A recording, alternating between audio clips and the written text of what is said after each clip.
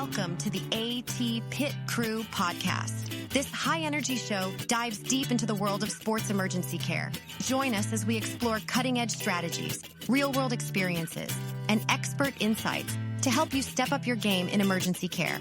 We've got the tools, tips, and stories you need to be ready when seconds matter. It's time for the AT Pit Crew podcast. We have the green light in 3, 2, 1. Welcome to the AT Pit Crew podcast. I'm Ray Castle. Today, we're thrilled to have Kellie Lohr, the head athletic trainer at USA Lacrosse, joining us. Kellie is an expert in emergency care specific to lacrosse and will share valuable insights into EAP planning and the critical protocols for helmet removal during emergencies.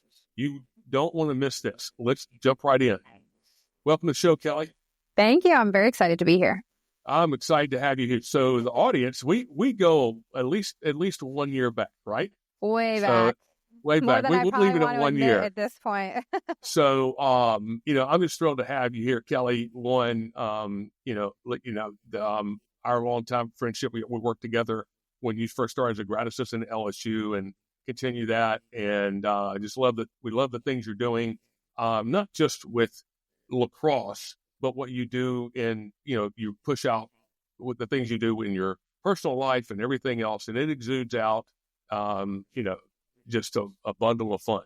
So you ready to get started? Yeah, let's do it. It's good. So, all right. So, really simple audience. Just so you know, as a recap, before we move in, each question is a lap. We have 10 laps. We're going to roll right into it. And each question, then we'll get into our final lap, which is a speed round, which will be fun. And then we get into our victory lane. So, as we mentioned in the show, and you see this as well, Kellie brings a wealth of experience in emergency care. And Kellie, if you don't mind just sharing with you, I'm not sure the audience quickly, what your current role is and what you do in terms of USA Lacrosse. Yeah, absolutely. So I work for a large healthcare system here in Maryland. It's called MedStar Health. One of our biggest partners is USA Lacrosse. So I came on board almost 8 years ago now. And they were really officially starting the partnership. I mean, the partnership itself goes back 20, 25 years. But officially, we are on paper about 8-9 years ago. My role started out as, doing some event coverage, EAP planning, working with our facility that's here in Sparks, Maryland to get them up and running. We host close to 200 events here on the field that are very only lacrosse, so very lacrosse specific. But planning for those events, making sure that they have appropriate medical coverage, coordinated EMS, all of those things. Now my role has shifted a little bit to help cover our national team. So we have 12 national teams that are run by USA Lacrosse. 8 of them are our senior level teams, and we have 4 development teams. Actually, we're adding 2 more this year, a U15 team as well. So we'll be up to 14, which is kind of wild. But I help to oversee the medical for that, making sure all of our policies and procedures are where they need to be, and then planning for our teams to go and travel when they're playing. So world championships, they could be here in the country, out of the country, international. So helping to really coordinate that and make sure they have what they need. So that perspective you're going to bring in, I think, which is really critical, is understanding what happens in other parts of the country. We had world championships this summer, right? Yep. The women national team went overseas. You've hosted world championships here. So this, and even down to the regular, the typical events we have. So audience, we got a packed show here. So get after it. So, you talk about EAPs, Kellie. Let's start this off, where we know there's the critical role it plays in sports. It's the playbook, so to speak. So what makes the EAPs in lacrosse different from other sports, or is it different? And why is it important that you tailor them based on each individual venue, sport level, etc.? Yeah, absolutely. So the base of the EAP, I don't think is too much different, right? We're still following all the guidelines that are put out. We're still making sure that, we know where the medical facilities are, how to get in the venue where we are, and what we're going to do if an emergency happens. The biggest thing with lacrosse, obviously, it's an equipment-laden sport. So we need to know what kind of equipment our players are wearing, where on the field they would be wearing them, and the difference between men and women. So men wear full equipment. They have chest protector, they have helmets. Women don't have that. So unless you're a goalie wearing a helmet, typically we're not seeing women in anything more than the goggles that they wear. Occasionally we'll see someone in headgear, but it's pretty few and far between unless you're in Florida where they do require that for their high school athletes. But it's really important to be able to put into your EAP how you'd go about removing that equipment, what the equipment looks like, and then what you do, in the event that something happens. So just being prepared with what your team could wear. And then with lacrosse is like what specific injuries could come out of that. So, knowing the epidemiology with lacrosse athletes in the men's and women's side. So, tearing ACLs, getting concussion, like what are you going to do if those injuries happen? And then some sport-specific things. So lacrosse, we look at commotio cordis as being one of them. They recently changed the chest protectors to help try to prevent some of those injuries, but you may not see that in some other sports. So understanding like what those injuries that could occur and making sure that they're in your EAP is really crucial in lacrosse planning. So you mentioned about helmet removal, and I know that here in the South, lacrosse is not. It's growing. It's not. Mm-hmm. It's not where it is right in the Northeast. It's not a mainstay sport, but it is growing at a pretty rapid rate. So with that, you mentioned the differences. Like you have helmet removal, and it's that equipment is very different than the typical football helmet, or if you're not familiar with hockey or other sport, or even softball, baseball. Helmet removal. So what are the key considerations that, for me as an athletic trainer or anyone else that doesn't athletic, going to be EMS, need to keep in mind regarding lacrosse equipment or helmet removal during an emergency?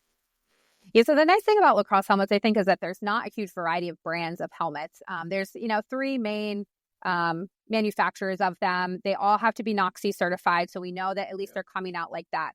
They don't necessarily have to be recertified every year like some other sports, or like go through a check-in process. And a lot of times, because they're expensive, we see them getting kind of handed down. So younger players are starting to get these hand-me-down helmets, which is great. They have a helmet. It's a cheaper price point, but we never really know what condition that they're going to be in. So we always kind of want to make sure that we're looking out for that. A lot of times I see like rusty screws that are on there, or they're just kind of, past their prime of what they probably should be.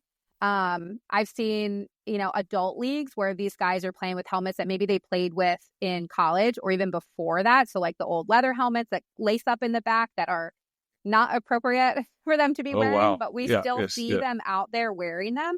So they're all kind of still in the market. So just kind of being aware of what they could look like, even though they may not be the latest and greatest. The other thing with lacrosse players, because they all have to have swagger, is what they call the tilt. So their helmet is tilted slightly forward, so they look cooler on the field, which is cool for them, but it's not great for us because it creates a really poor fitted helmet. We need to be aware of that, because if we're going to remove a helmet that someone has on that's not fitted appropriately, we need to know how to do that. And a lot of times we just take the helmet off. If I'm able to stick my hands underneath of their helmet and I can tell that it's wobbling around, or if they're able to pull their helmet completely off without unstrapping the chin strap, I know that's a poorly fitted helmet, and I'm going to, create my thinking around how am I going to remove that one versus if I have a properly fitted helmet. So a little bit different in this area, because lacrosse players want to be cool. They want to have the flow. They want to have the tilt going on, but it can create some issues for us as athletic trainers when they're not fitted appropriately. So this kind of ties into, where you have to have the EAP side, you're having EMS and that collaboration with what we, with one of the most prevalent things, obviously, is a cervical spine injury, because it's a contact collision sport, potential for that. So what are some of the in making sure that it has a smooth transition with EMS? So what can, I won't say as athletic trainers, but also what can EMS do to effectively work with each other, both are present, preparing for emergencies at a lacrosse event? Absolutely. So we are very fortunate here. We have one EMS group that we work with. They cover all of our games that are here. And it's nice. We get to know the EMS providers that are there, whether it's an EMT or paramedic. We work with them almost every week in the spring because we have so many games up here. But just getting to know them has really helped our relationship with them and be able to work well together. I know if there's, a certain person that's coming, that they already know what I'm thinking, and I know what their protocols are and what they're thinking and how we're going to handle a situation. But really just being proactive with them and our other local EMS that are here. Because if it's not a game, if it's a practice, we don't really know who we're getting, right? Like we have in Baltimore County here, we have career fire stations and volunteer. But it's a very busy county. So we don't know who we're going to get and when we're going to get them. And I think most people are probably in that situation. So just going and introducing yourself to them and potentially meeting who could come up and be the person that's helping you and understanding like what their protocols are that they have to go through.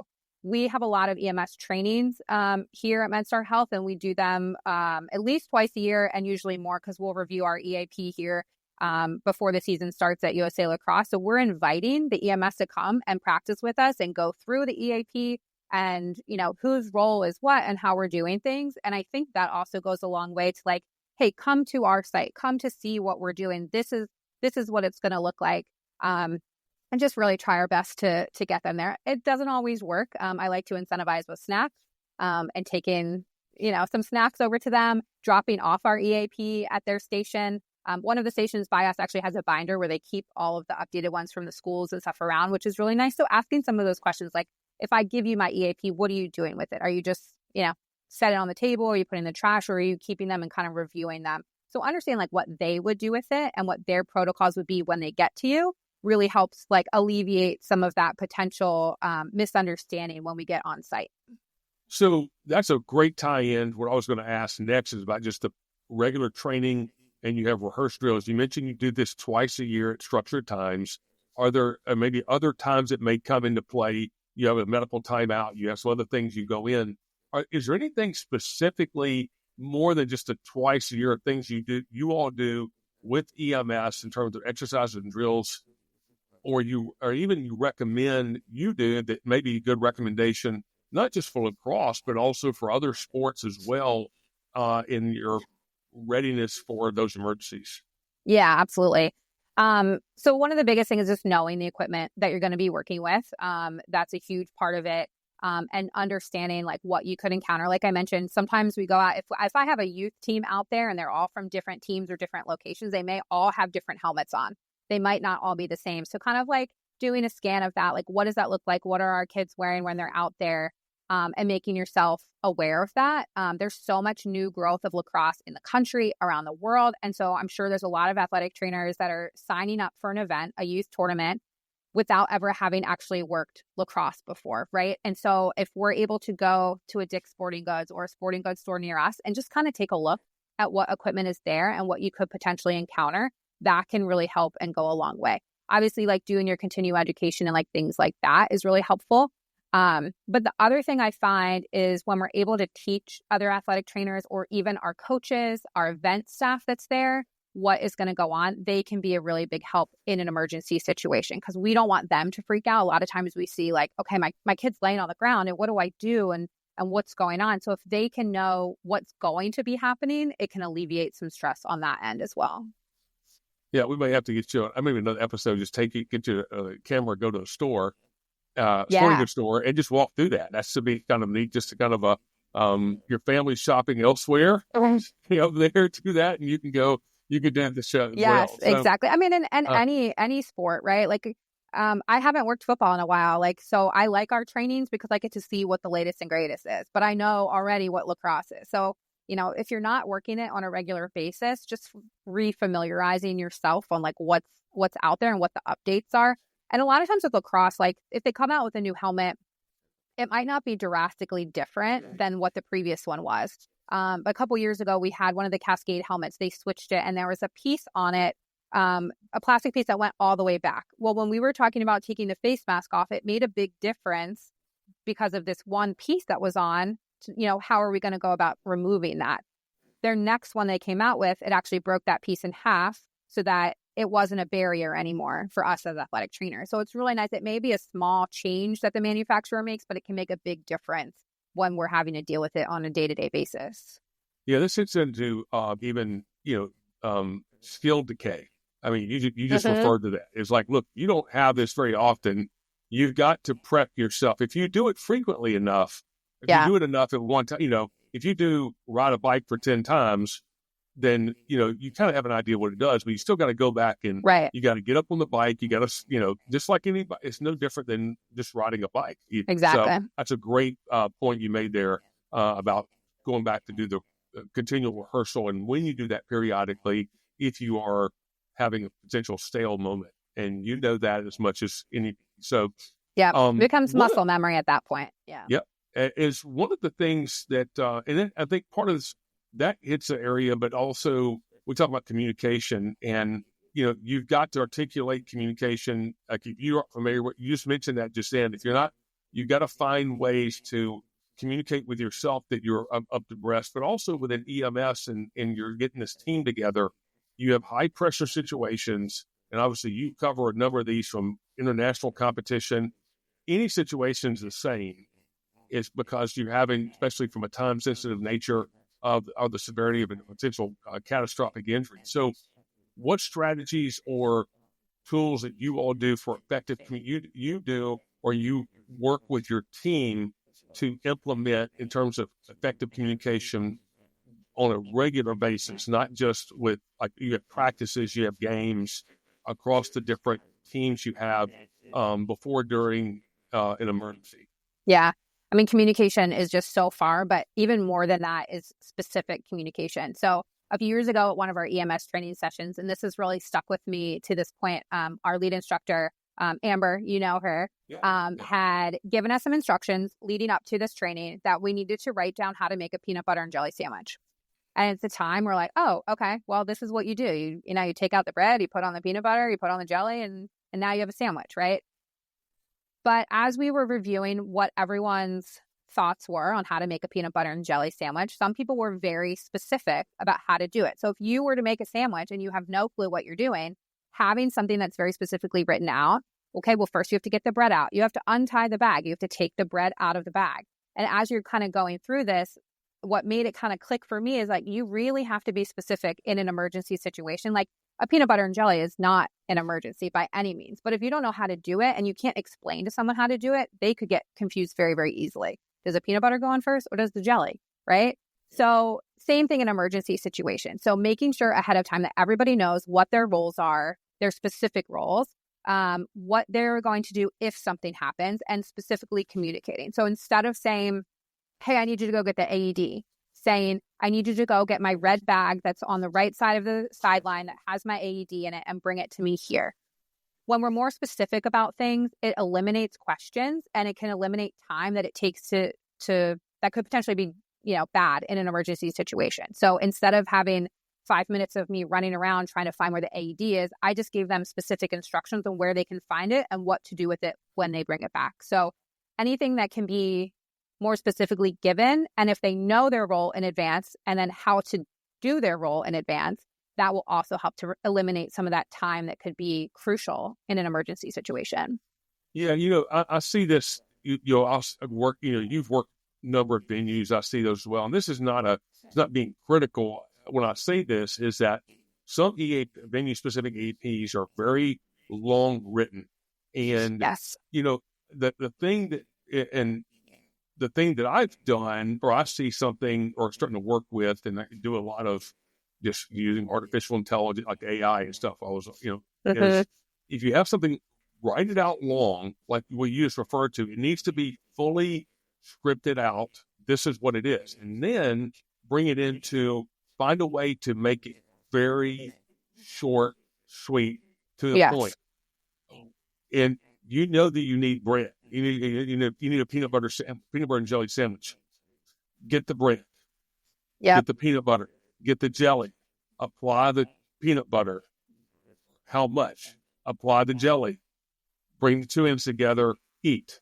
And it's not the venue specific EAPs need to be that succinct, but people need to know what that is on the front. Give them the full version. They need to know it in advance.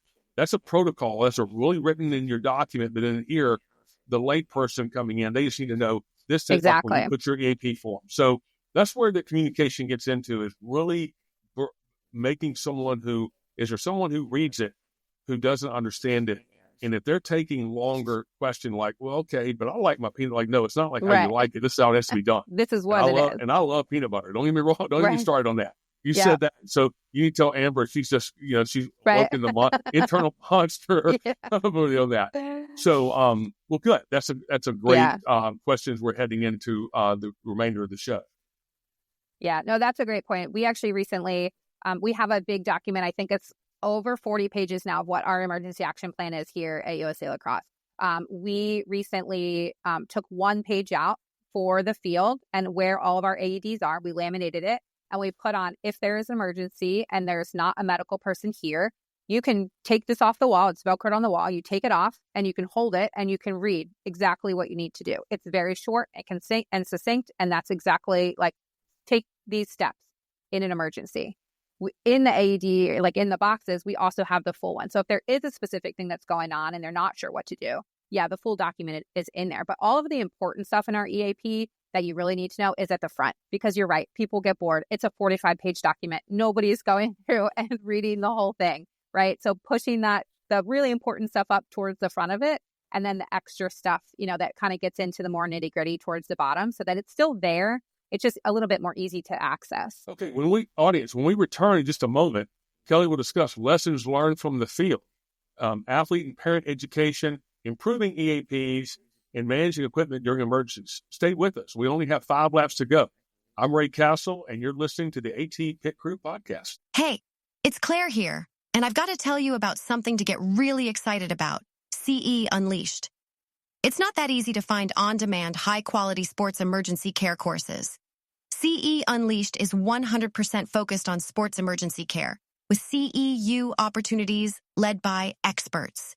And the best part, it's only $4.99 a year. That's 50-plus CEU courses for less than $4.99.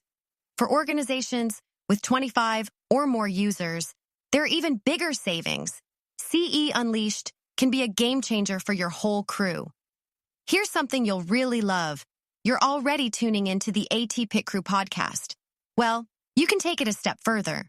After listening to an episode, you can head over to CE Unleashed to earn CEU credits. You can even watch the episodes there if you prefer. It's seamless, convenient, and just makes sense.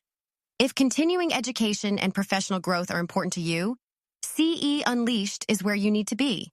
Give it a shot and take your expertise to the next level. Hey, welcome back to the AT Pit Crew podcast. I'm Ray Castle, and we're discussing lacrosse EAPs and equipment removal with Kellie Lohr of USA Lacrosse.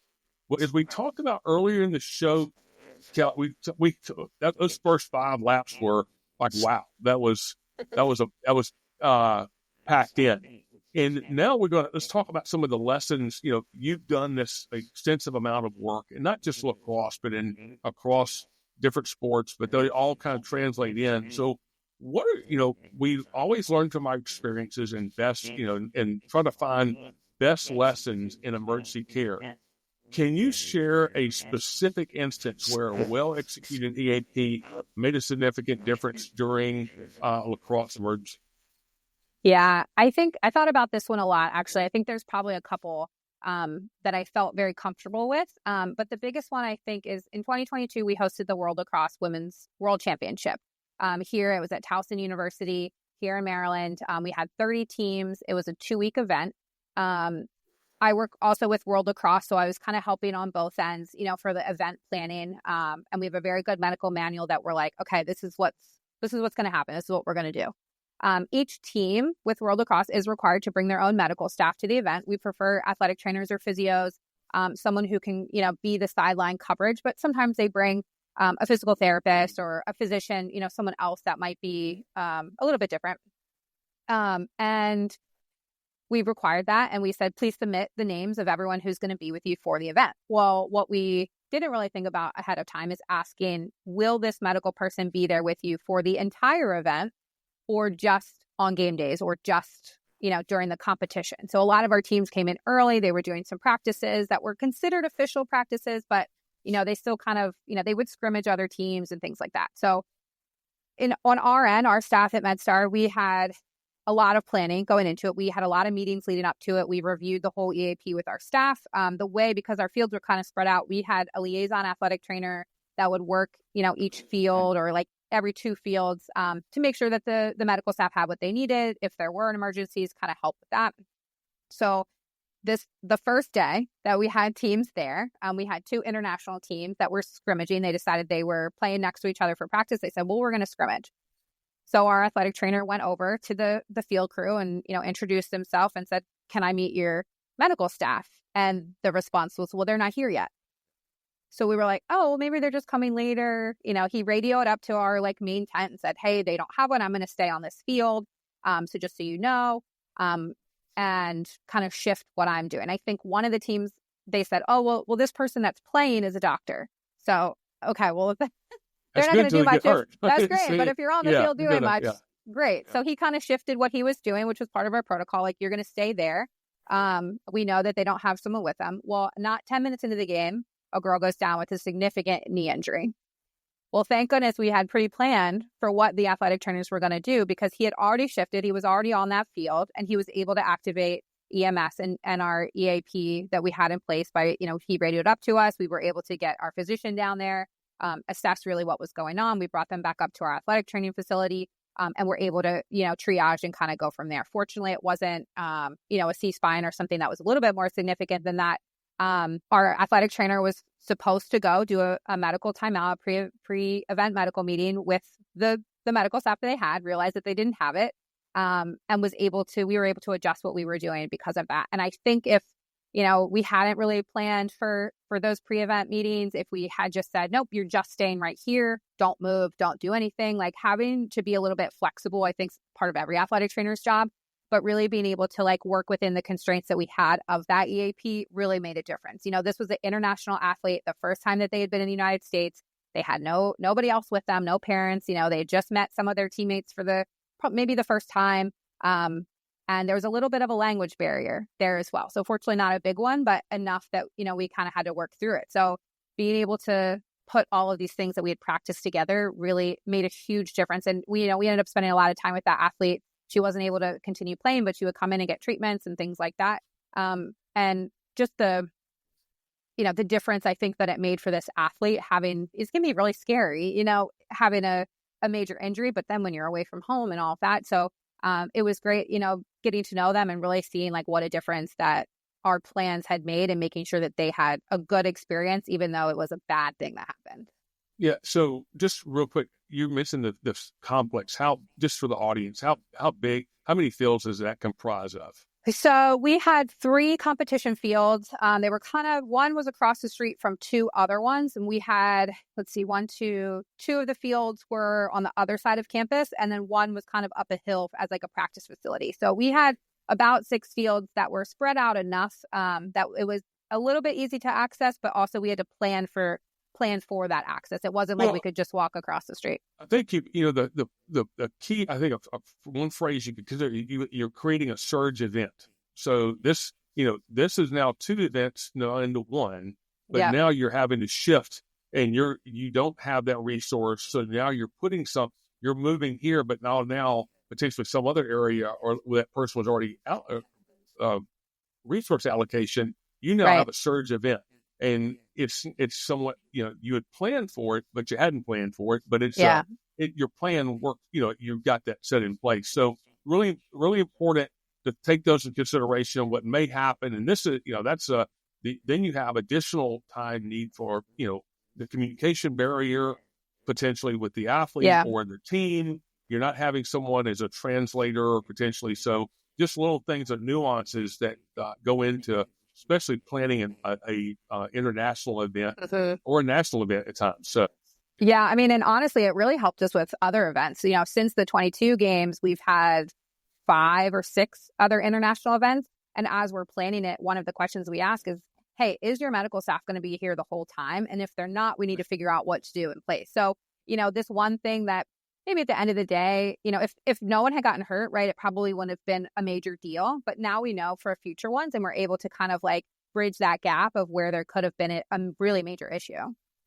I jokingly say the likelihood it's not going to happen, but the reality is it's going to happen. So it's exactly, whether you like it to or not. So, let's shift gears a little bit. Let's talk about that athletes and families. And I think you kind of mentioned you were skirting on that earlier about what their overall, but think about what the athlete and their athlete families are related to the comprehensive safety of an event.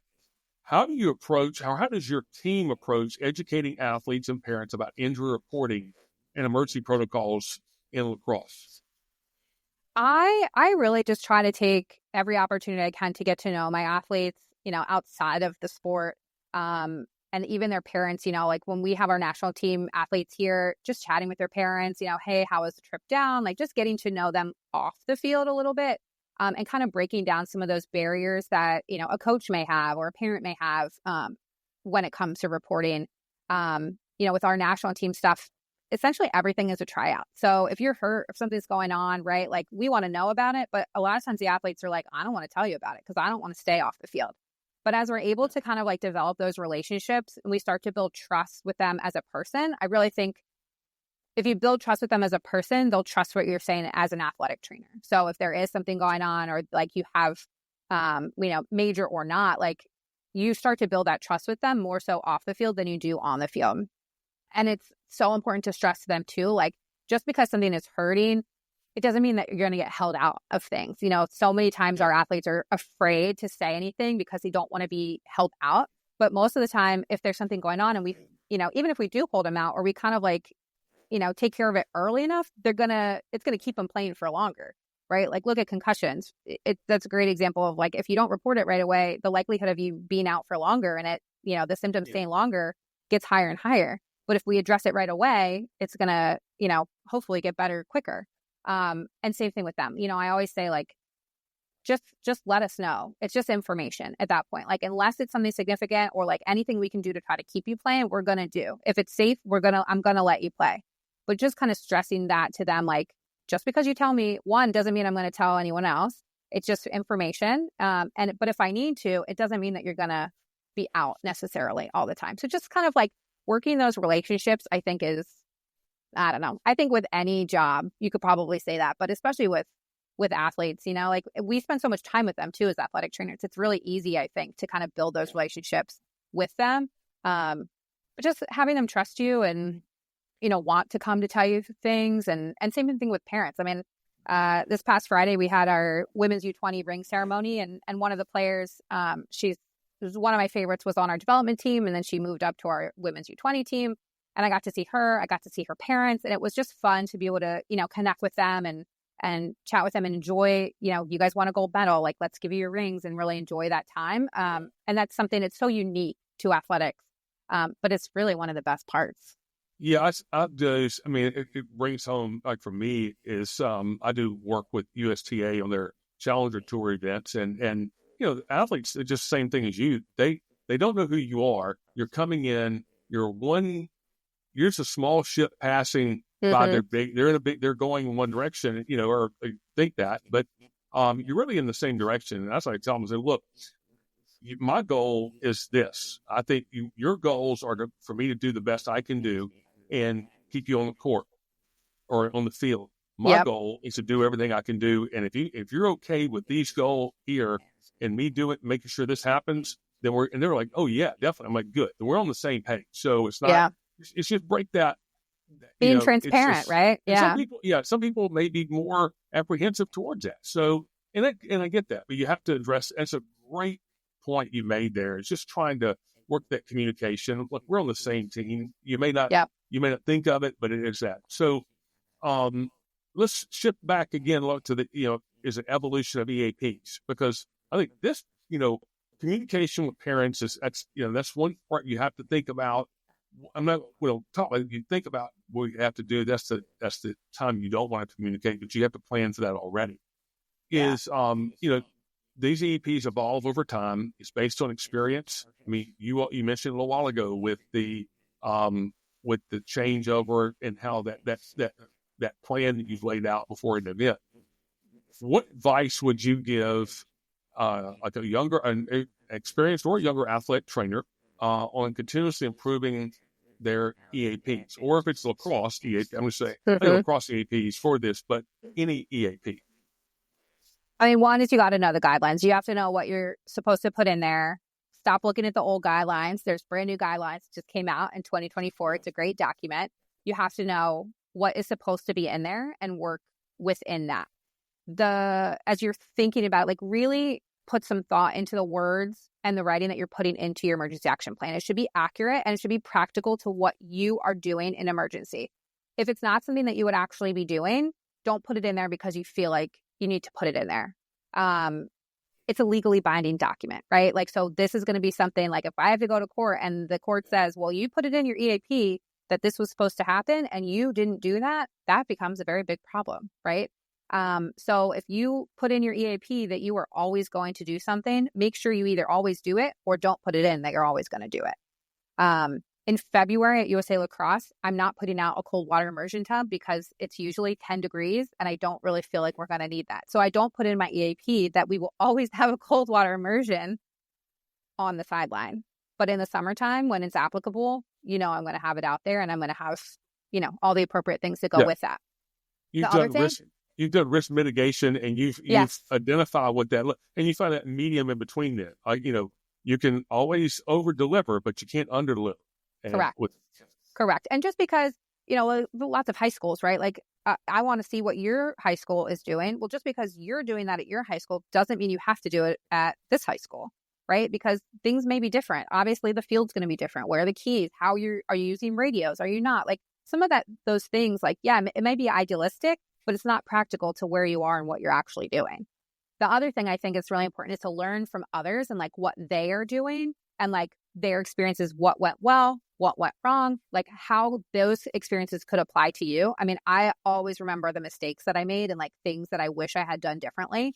Yeah. But as long as we're able to learn from them and like make adjustments for the future, that's how we're going to improve. And that's how we're always going to kind of be evolving as an athletic trainer. Yeah, we did an emergency care course here this past summer, working with our company, worked with LSU and Our Lady of the Lake Hospital doing emergency care course. And I was paired up with emergency trained physician, on our exertional heat stroke. Mm-hmm. And I was talking to him beforehand. They use body bags and because they're contained in space. I'm like, I'd be kind of toying with it. So now I don't even use tanks. We've got, it's easier to move around. And so now we have 6 or 7. I just ordered some more of the you can carry the body, put them on a cot, you ice them down, you can do all those things very easily, and it works great. So we just kind of made a shift in that, and like, okay, they're doing it, so why it makes it sense to do it in conserving, and we looked into it, and it works great. So exactly. Evolution is the key. Yeah, if you're doing the same thing you did 5 years ago, well, you're doing the same thing you did 5 years ago, which is not probably. Unless it'd be really good to know what you're doing. So with it being said, you mentioned equipment a little while ago and what you bring in and communication, radio, et cetera. So obviously, we know that each venue, each situation has its own uniqueness. So what are some specific challenges? You alluded to this earlier about this type of strap or plastic something. So again, I'm not familiar with lacrosse equipment. So, I'm just like a first grader in this. So what, so to speak. So what are those challenges that equipment poses or emergencies? And what are you doing? Like, do you address it in your EAP or do you have something separate that you all work with as part of your medical timeout, et cetera? Yeah. I mean, I think most of us as athletic trainers, because lacrosse isn't everywhere, most of us are trained to have worked football. And a lot of times athletic trainers will correlate what we're doing with lacrosse to be the same as football, and it's not. Football pads, their shoulder pads are big and thick. Their helmets are a little bit different. The way they're shaped are different, and so I think a lot of times we're like, oh, okay, like we're gonna do the same thing that I would do with football. Well, lacrosse shoulder pads are very thin, and I think sometimes athletic trainers will get confused. Like, should I take them off? Should I not take them off? Is it going to create enough of a change in the C-spine going backwards like a football helmet was? And I think sometimes we just get kind of confused with that. So again, understanding the equipment that you have and practicing with it. There's getting ready to be a document I hope to work on with a group up here at USA Lacrosse on like specifically what to do. So similar to the football pre-hospital setting document that was put out, there will be a lacrosse one coming out to kind of alleviate some of those questions and like how those things are going. But when it comes to your EAP, just putting in there what the expectations are. Like, should you be taking the helmet off? Should you not be taking the helmet off? And with the face mask is probably the other biggest thing. Like with football, right? We want to get to the airway as quick as possible. So we're taking the face mask off. And we may do that with lacrosse athletes as well, but it's a different way to it's not as easy as taking it off. And sometimes it's almost easier just to take the whole thing off because we want to make sure that we have, all of our breathing, our airway, like we're very easy to access. And they're not hard to take off. And honestly, you can cut them most of the time. Like the pads, you can cut them and just take them right off. And as we're going through things and, making sure that we're exposing the chest in the right amount of time and all of that, but just having the expectations written into your EAP, like what you will be doing, again, it's like being proactive in some of these things. It avoids the guessing game and it avoids any lag time between what you're doing. And just makes it easier in the long run, because the last thing we want to be doing in an emergency is like, well, I don't freezing. What do I do? How do we do it? Like, I forget. So just having it written out is great. So the key point I got from what you just said is in your EAP, you need to have a clear direction, and you work this out already through your training, all your drills. This is what we're going to do in the situation. It's not, well, I may do this, I may not do Correct. that. No, it needs to be written in. You're going to do, either you're going to remove the helmet and the face mask or you're not. That's all there is. It's not it really becomes a moot point. And if you practice that, you practice to your skill versus what your expectation. When you aren't sure it worked out well, I'm like, thank goodness it worked out well.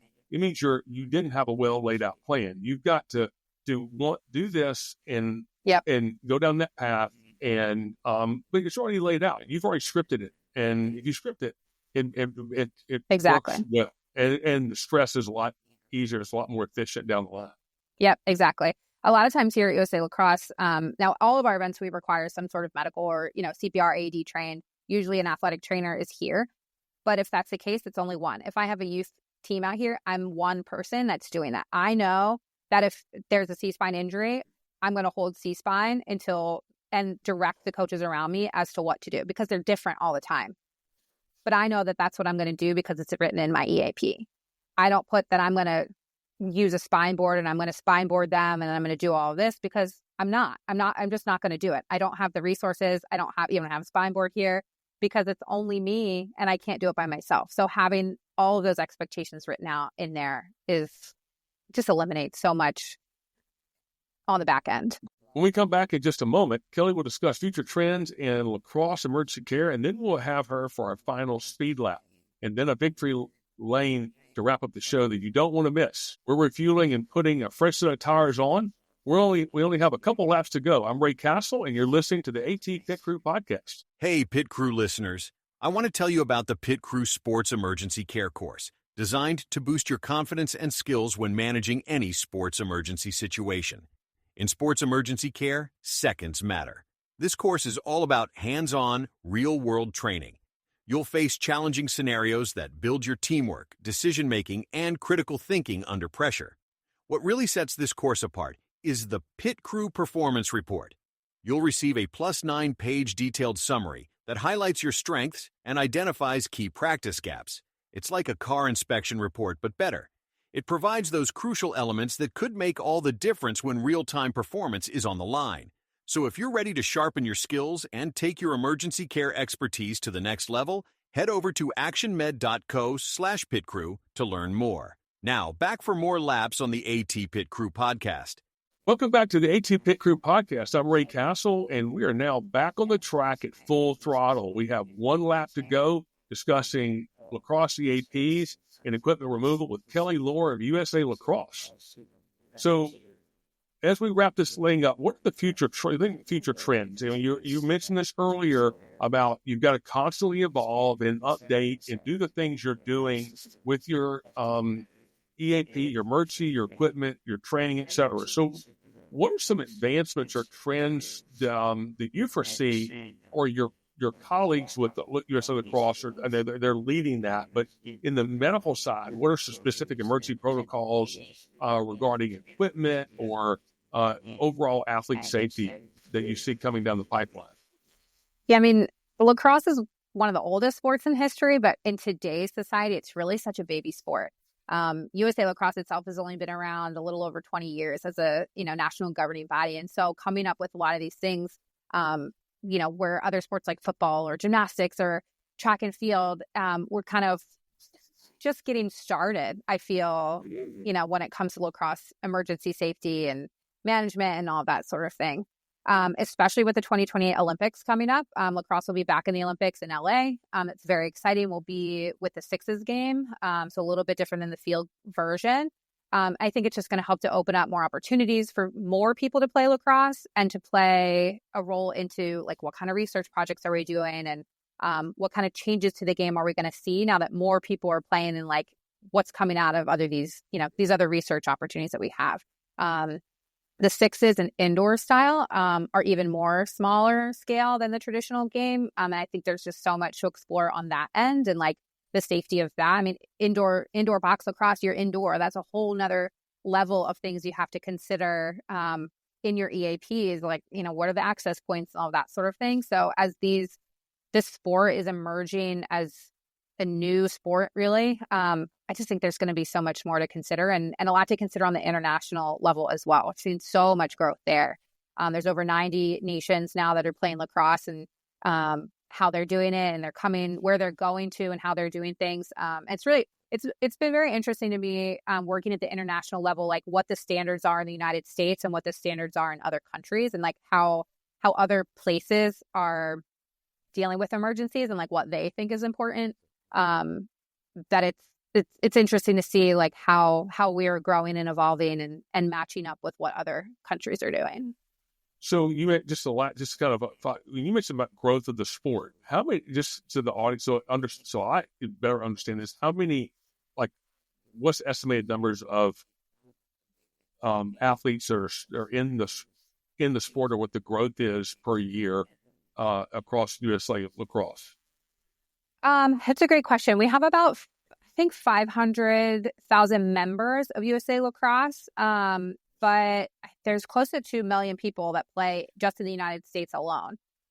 It's a little bit of a decrease. Actually, it's interesting. I've been in some meetings and we talk about the decrease since COVID of not only lacrosse, but sports in general, of like these young kids who are playing and getting into the sport and how easily accessible lacrosse is. Like, with basketball, you can just go pick up a ball and you go and play and you're hooping with your friends in the neighborhood, right? And so starting to see that emerge a little bit more with lacrosse and getting sticks into more kids' hands and watching it grow. I mean, look at the size of our national teams, right? Like when I started, we had 5 of them, and now we're going to have 14 this year. And so even on that scale, the growth is just immense. I mean, there's a lot of little hot pockets of lacrosse around the country, like the Northeast, San Diego area, Denver, Dallas, Florida.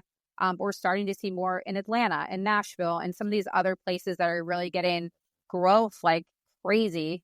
Indiana and like Michigan are really starting to get these major programs. So the goal, we talk a lot about this here, is to double participation by the 2028 Olympics. And so getting even more people to play, it's been very fun to watch.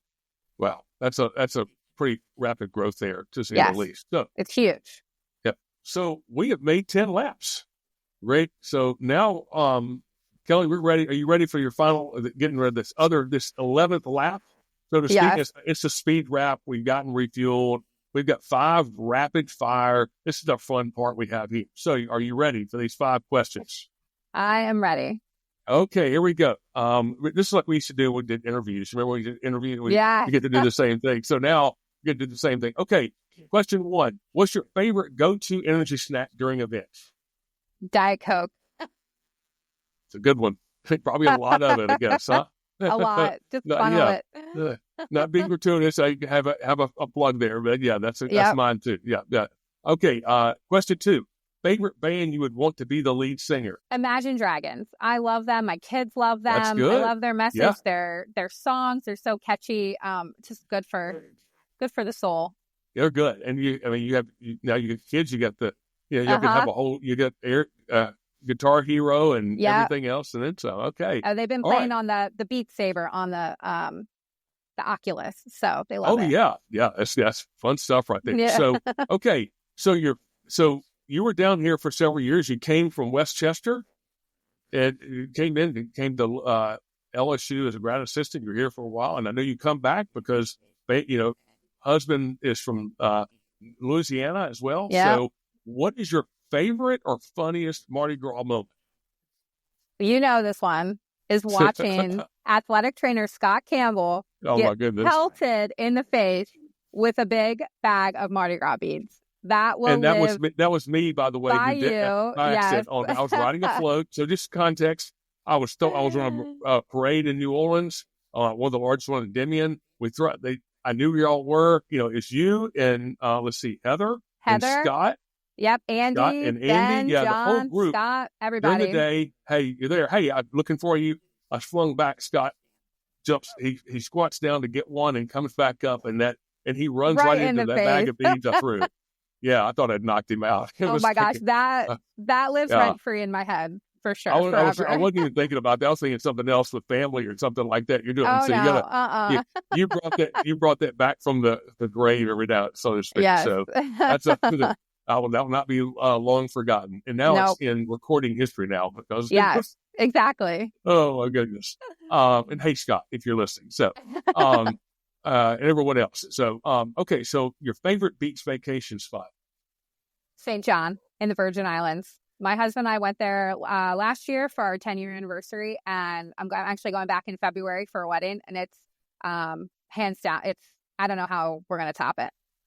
Very good. That's definitely a bucket list place to go. So for that. And last but not least, what is a fun fact about Kellie that we may not know? This one was hard for me. I always get stuck on fun facts. And maybe some people already know this, but I'm a big reader. Last year I read over 80 books. I think I got to 82 last year. Right. And so this year, and I try to get my kids into it and all of that, but I'm up to 8 books, I think, so far this year. And, I listen to books a lot too. So if you're on that side that like listening to audiobooks doesn't count, shame on you. It totally counts. But yeah, I'm just a big reader and just try to get into as much as I can. Expand the brain. Yeah. That's it. Just get the brain going. And so is there a specific genre? Is it fiction, nonfiction, documentaries, it's all those lines? Yeah, I try to space it out. I mean, a lot of romance, a lot of thrillers, like the top 100, Times bestseller, those kind of books. But I really try this year. My goal is to be get a little bit more variety, a little more like specific in what I'm reading, and kind of expand a little bit. But getting into like some leadership books and some stuff with my kids. Even Luke and I started Mom and Me Book Club, so I've been reading some of the books that he's reading at school and trying to like have some discussions with that. So, that's what I do. If I'm not at work, I'm probably reading. Yeah, do that. I listen to a podcast I've listened to a lot now is How I Built This. Yeah. And with Guy Raz, it's fantastic on leadership. And you see that, I mean, you have CEOs who've done and their struggles and things like that. That's excellent. So yeah, there's some really good ones out there. I just started listening to the 7-minute leadership podcast in the mornings while I'm getting ready, and it's short and sweet, and just anything I can get my hands on.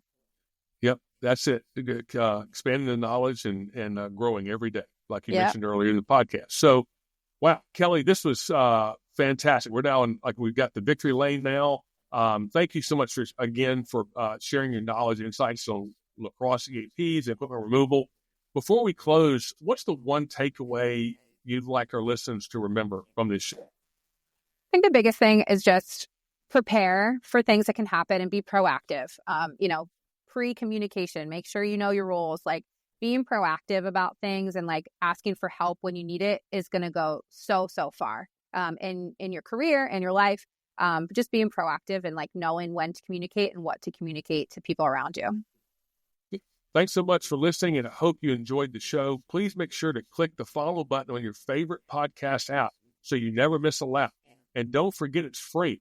If you're interested in gaining valuable insights, courses, and more from the best in emergency sports care, please sign up for the Vital Connection newsletter at actionmed.co. I'm Ray Castle, and you've been listening to the AT Pit Crew podcast. We are out of here. Awesome. Yeah. That was great. That was good. I really enjoyed that. They were great questions. That was a good fill the cup episode right there. Yeah, so absolutely. Yeah. Had some fun along the way, and with Scott, oh my gosh, I can literally just like picture in my head and you couldn't even look away. He's down there, and the next thing you know, the bag's in his face. And look, I'm, you know.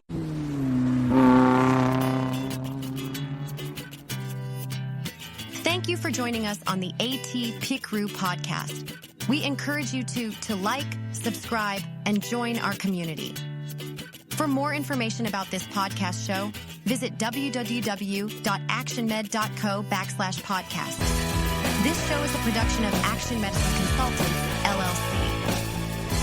The medical information provided within this program reflects the opinions of the hosts and guests and is intended for informational and educational purposes only.